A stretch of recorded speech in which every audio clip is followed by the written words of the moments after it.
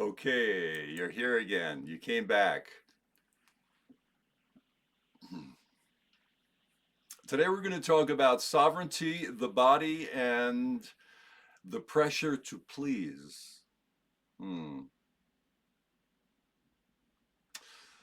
All right, friends, since we've already opened the door on shame and the body,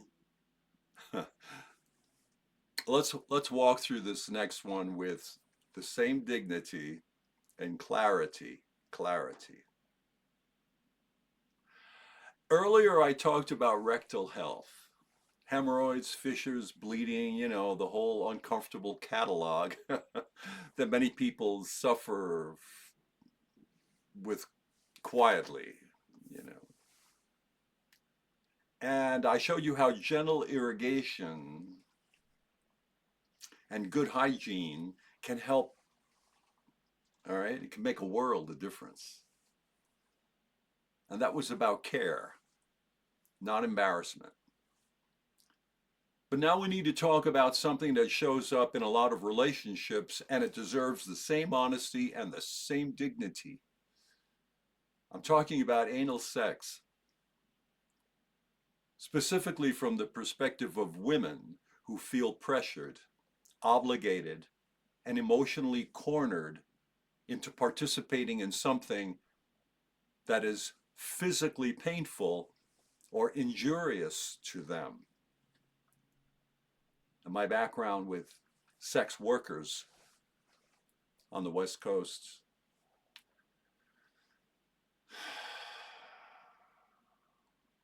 man, what a world that was. Let me tell you. Learned some things. But let's be clear.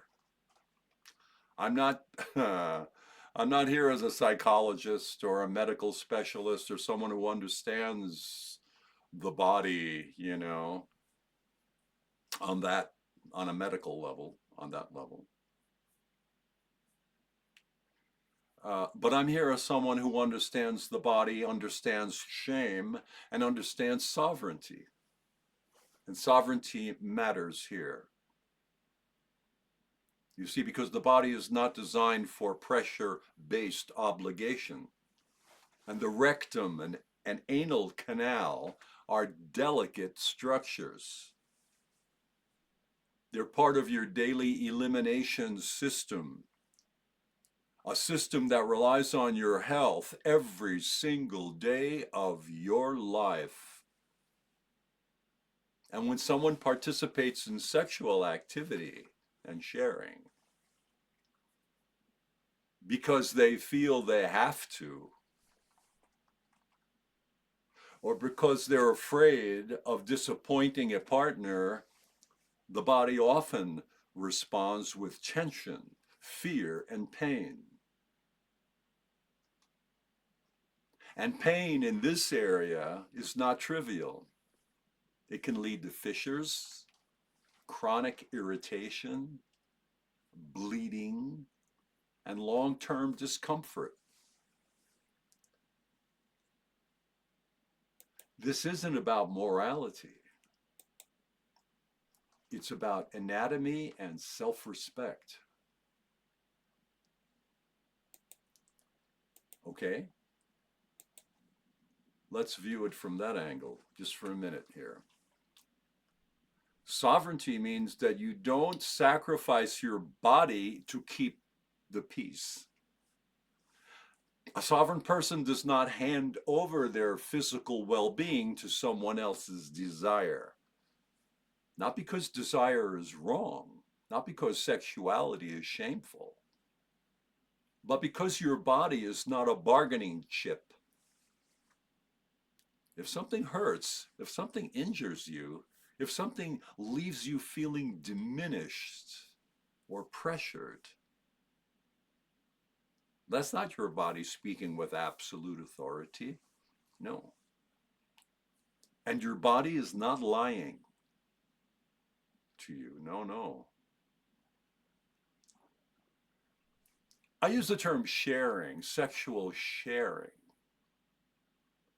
This is dimension of union, of human compassionate union. And so compassion and clarity are required in sexual sharing. That's if you want to share sexually. It's the most beautiful thing that we get to do in this life. Oh, yeah. And it results in another life, in a newborn, ultimately. But there are many dimensions to sexual sharing, eros, and that's a very personal thing between partners. It's a very blessed thing. So, but healthy intimacy of any kind requires a few things. Consent that is freely given. Comfort that is real and not performed. Communication that is honest. And boundaries that are respected. If a woman is participating in something that injures her because she feels she must satisfy her partner, that is not intimacy. That is self-abandonment. And self-abandonment is the opposite of sovereignty. You know, you're allowed to say no without apology. This is the heart of the teaching. Listen up. You are allowed to say, this hurts my body. This is not healthy for me. I don't feel safe doing this. My dignity matters more than your preference. This is not rejection. This is not withholding. No. This is not being difficult. And any partner who values you, truly values you, will honor that. So look, the human body is a miracle, but it's also a bit of a comedy, you know? We all know this. We've had our moments of, oh dear God, you know, what is happening to me? But humor should never be used to mask harm. No. And pressure should never be disguised as passion. Believe me, there's some actors out there, aren't there? Your rectum is not a recreational zone. It's a vital part of your health.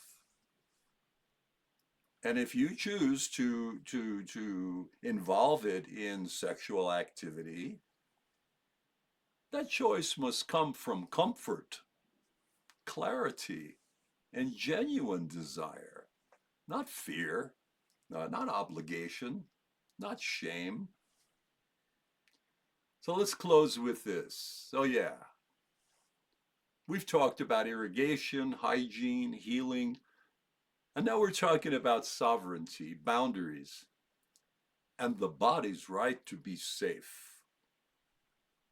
If you're watching this and you've been hurting yourself to keep someone else happy, today is the day to reclaim your dignity. Your body is yours. Your boundaries are yours. Your sovereignty is yours. And you deserve to be treated by yourself and by others with compassion, clarity, and respect. Yeah, yeah. And with that, stay, remain, be, enjoy, share in peace.